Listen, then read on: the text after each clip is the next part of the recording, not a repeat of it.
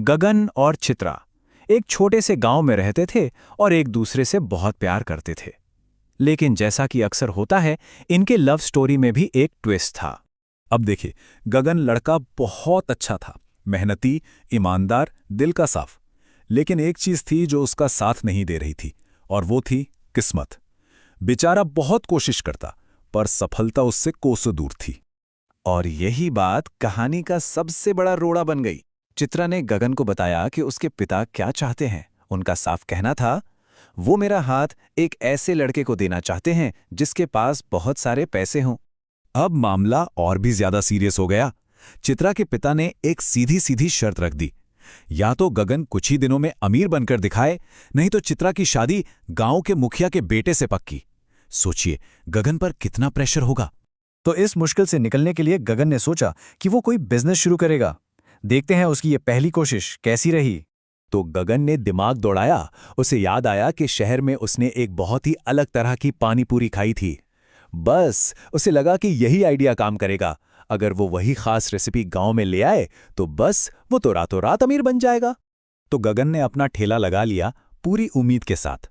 पर हुआ क्या? बिल्कुल उल्टा। लोग आते, एक पानीपुरी खाते और मुंह बनाकर चले जाते। उसने पानी बदला, मसाले बदले, मतलब जो कुछ वो कर सकता था सब किया, पर नतीजा जीरो। लेकिन गगन का दिल तो तब टूटा जब खुद चित्रा ने उसकी पानीपुरी चखी। उसमें बड़ी ईमानदारी से कह दिया, गगन, तुम्हारी पानीपुरी में तो स्वाद ही नहीं है। बस ये सुनना था और गगन को लगा जैसे सब कुछ खत्म हो गया। अब जब गगन पूरी तरह से टूट चुका था, उसे लग रहा था कि अब कुछ नहीं हो सकता। तभी कहानी में एक बहुत ही रहस्यमयी मोड़ आता है। बेचारा गगन निराश होकर जंगल में अकेला बैठा था, अपनी किस्मत को कोस रहा था। और तभी न जाने कहां से एक तेजस्वी साधु उसके पास आकर बैठ गए। यही वो मुलाकात थी जिसने सब कुछ बदल दिया। साधु ने गगन की पूरी कहानी बड़े ध्यान से सुनी और फिर मुस्कुराकर एक बहुत गहरी बात कही। उन्होंने कहा, जब आसानी से सफलता नहीं मिलती तो समझ लेना चाहिए कि ईश्वर तुम्हें बहुत बड़ी तरक्की देने वाला है। इन शब्दों ने गगन के अंदर एक नई उम्मीद जगा दी। इसके बाद साधु ने पास की एक गुफा की तरफ इशारा किया और कहा कि तुम्हारे सारे सवालों के जवाब वहीं मिलेंगे। अब ये बात तो सस्पेंस बढ़ा देती है। आखिर उस गुफा के अंदर ऐसा क्या था? तो चलिए अब चलते हैं कहानी के सबसे हैरान करने वाले हिस्से में। वो दुनिया जो गगन ने देखी, उसकी तो कोई कल्पना भी नहीं कर सकता। गगन जैसे ही गुफा के अंदर गया, उसकी तो आंखें फटी की फटी रह गईं। अरे भाई, ये कैसी जगह थी? यहां तो सब कुछ पानीपुरी से बना था। घर गोल गोल पूरियों जैसे, तालाबों में तीखा मीठा पानी बह रहा है, और तो और वहां रहने वाले लोगों के चेहरे भी गोल मटोल पानीपुरी जैसे थे। सोचकर ही अजीब लगता है ना?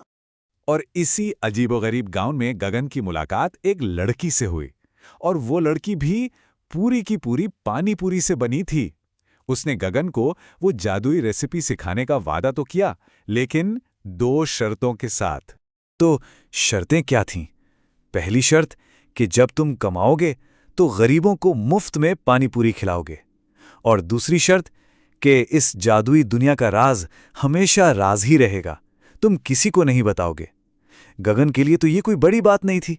उसने फौरन हाँ कर दी। तो बस रेसिपी सीखने के बाद गगन अपनी दुनिया में वापस आ गया, और यहां से उसकी जिंदगी पूरी तरह बदलने वाली थी। अब गगन ने जैसे ही उस जादुई रेसिपी से पानीपुरी बनाई, कमाल हो गया। अरे जो भी खाता बस उंगलियां चाटता रह जाता। देखते ही देखते उसके छोटे से ठेले के आगे मीलों लंबी लाइनें लगने लगी। वो रातों रात मशहूर हो गया। लेकिन यहां एक बहुत जरूरी बात है।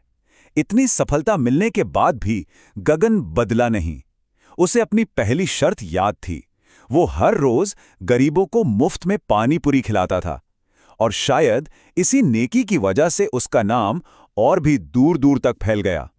तो फिर क्या था? गगन ने अपनी मेहनत और अच्छे दिल से चित्रा के पिता को भी मना लिया। दोनों की धूमधाम से शादी हो गई। उनका प्यार आखिर अपनी मंजिल तक पहुंच ही गया। गगन ने यह साबित कर दिया कि मेहनत और अच्छी नीयत हो तो जादू भी हो सकता है। और यहीं पर कहानी हमें एक बड़े सवाल के साथ छोड़ जाती है। सोचिए, असली जादू किस चीज में था?